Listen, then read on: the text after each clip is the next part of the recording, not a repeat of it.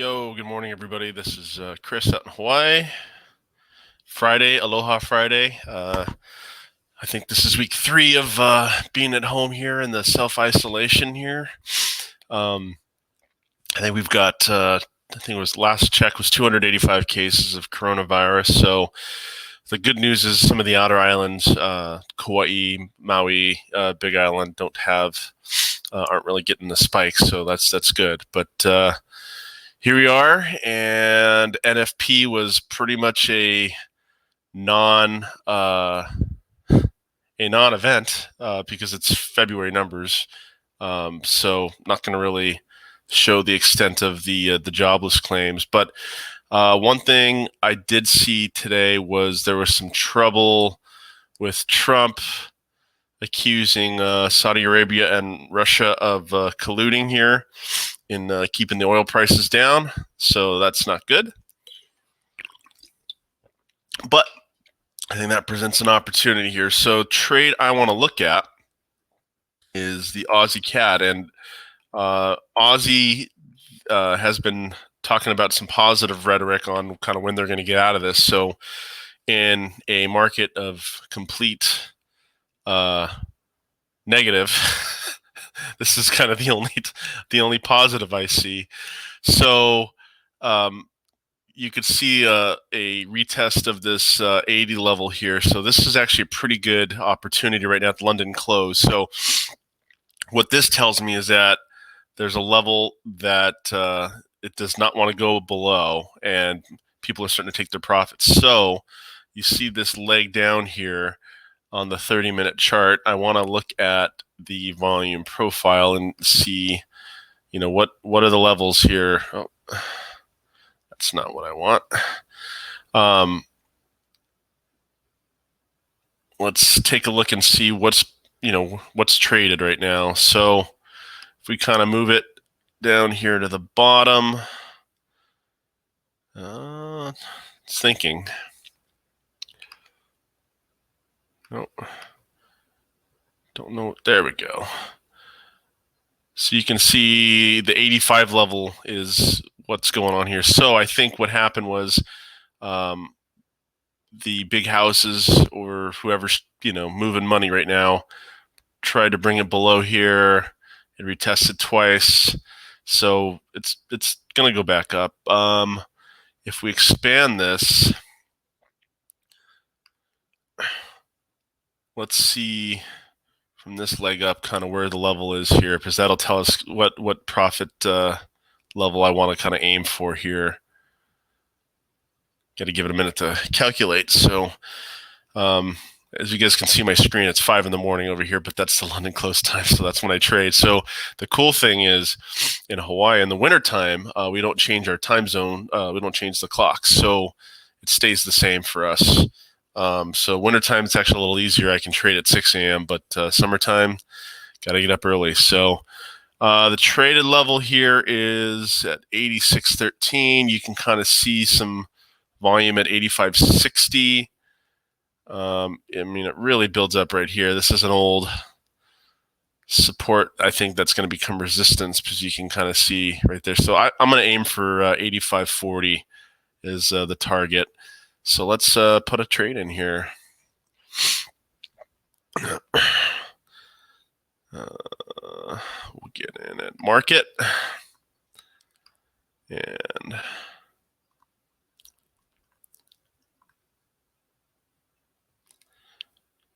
okay, and to me, this trade would be invalidated if it drops below the lows. So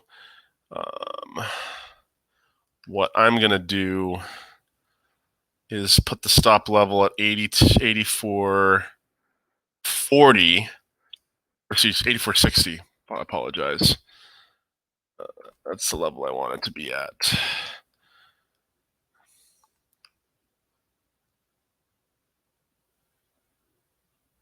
And we'll just get at market. So you can see a 1.73 reward to risk ratio. So it's a nice little move there.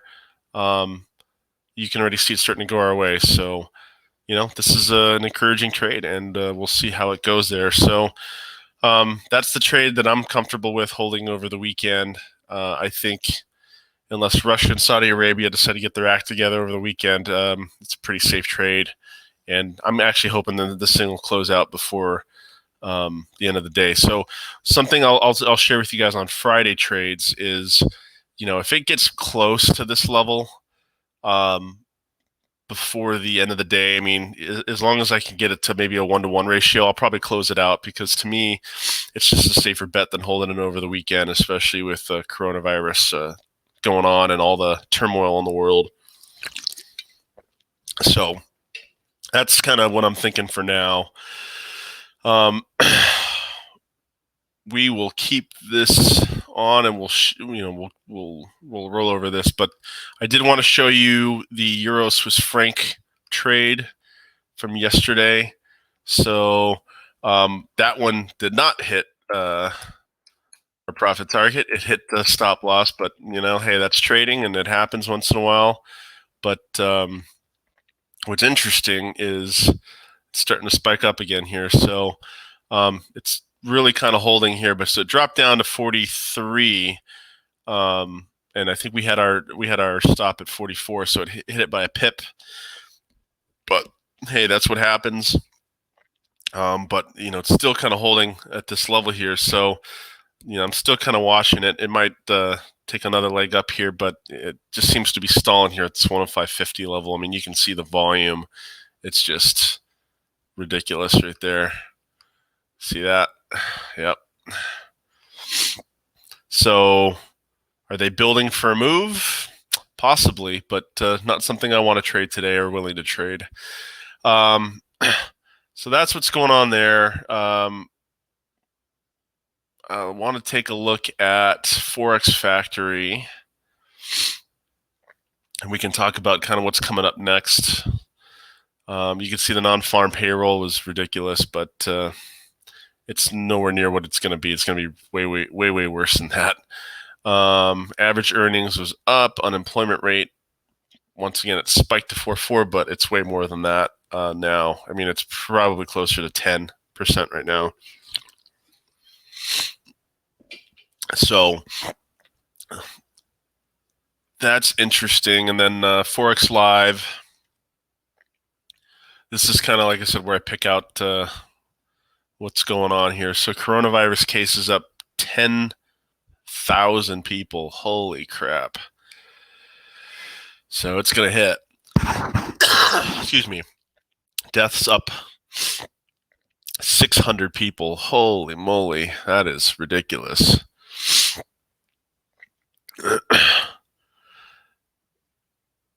National count 254,000. Coronavirus in Canada up. One thing that really scared me as well was the UK was way up. When I looked earlier here, and the deaths were way up too, right there.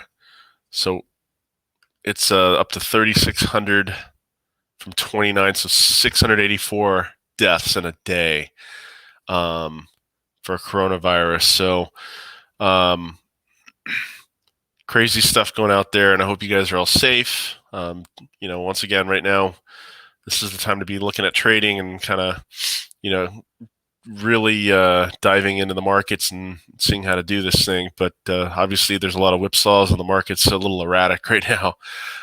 So kind of recapping the week for me, I think I had four winning trades, one loser, which was the Euro Swiss franc yesterday. So it was a pretty successful week. And, once again, as long as you control that reward to risk, even if you're 50-50 or even a lot less than that, you're still going to make money. And not only that, you can sleep at night. And when you set your trade, you don't have to watch it all day long. I mean, that's tends to be what gets you in trouble, because you can see price action move up and down, and there's so many things that go into price action. And that's where you've got to pair fundamentals, because you look at complete technicals, all right? And I know there's traders out there that make a living off technicals, and hey, more power to them. But in my experience over the years, pure technicals are tough, because all it takes is a large company that needs to convert pounds into euros that'll move the market, and it could move it in a completely erratic way, and it's just something that they need to do. So that's where technicals could be a little faulty there. But if you have the fundamental reasons of why a trade's going to go in a certain direction, or you have that to back up your technicals, even if it moves against you in that little move there, you're going to be confident that it's going to go in the direction that you think, because of the fundamental analysis and what's showing that it should go that way. And you have your stop level to determine if the trade's invalidated, meaning it's not, the price action isn't matching with your hypothesis, but that's trading. And I think you'll find that you're going to be more, right more often than you are wrong. Some of the best traders out there, I mean, real traders, I'm not talking about the traders that say, oh, I make 15 to 20% a week and crazy stuff. But real traders, I think the best win percentage is like 56%, and then that's like a ridiculously high win rate. So, but they're trading millions of dollars, right? So, I know of one fund trader that I think had a 70% profit last year, and that's like unheard of. So the average on Barclays is I think 12 to 15%. So if you're trading a retail account, you can tend to make a little bit more just because you don't have the strict rules in place that a major house does. But just once again, you want to be grounded in your approach, and you don't want to over leverage, because that can get you in trouble. And I mentioned that in a video earlier this week. There's people that blow up their accounts because they're leveraging up to the hilt. So that's kind of my rant for today. And once again, if you make sure that your reward to risk is good, when you're in a trade like this, you only have to be right, one out of every 2.5 times to really make money. So, so that's where we're at. Let's see how this trade plays out today. We're down 3 pips, but you can kind of see it's holding. I think it'll make it up to this level. So, I think we'll keep it short and sweet for today, guys. And I hope you all have a great day. Let me leave this on, and let's see what's going on here. And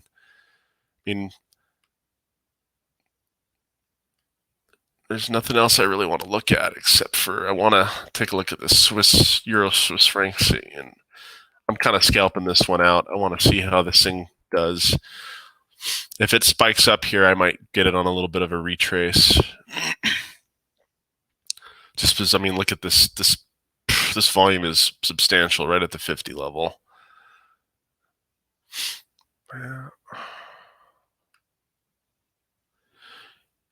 And one of the reasons I'm thinking too is right now the pound is being sold off. So that is causing the euro to be slightly bid, even though the euro is not very strong right now too. But let me show you this chart. Look at that. Huge spike up. It's top to bottom, 40. It's gone 80 pips. 80 pips for the euro pound is pretty substantial move here. And I wouldn't want to get in the way of this thing. It's probably going to go up to the 90 level if I had to guess. But you can see how these volumes are super, super helpful. So it blasted right through it, but then it respected it a second time. So these guys gave up on that short and went long, and you could see the spike up already. So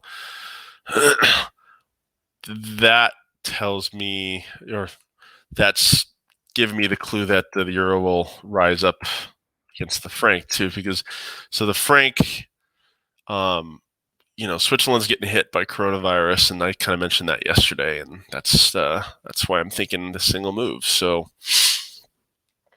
you never know, though. Sometimes, right? Once again, could be some company that is selling euro today, and that can spike it. But the probability is that it'll rise, especially with all this volume right here. Unless there's some real big fundamental reason to drive it below, but I haven't really seen that. This 105 to 105.50 levels held for I think, weeks now. So it's kind of been at that level, and that tells me the S&B are comfortable with it there. And I mean, the littlest good news is going to spike the euro up. So the markets are looking for anything here. All right, guys. Well, hey, let's. I think we'll call it a day here. And once again, Friday NFP is really. I'm not touching the U.S. dollar because it's going to be all over the place today. But that oil business definitely, I think, is impacting the Canadian dollar. So let's see what happens, and we'll catch you on Monday, and we'll talk about this Aussie CAD, and let's see if this Euro Swiss franc sets up further. Maybe we'll take a trade on Monday for that. All right. Have a great day, guys. I'll talk to y'all later. Bye.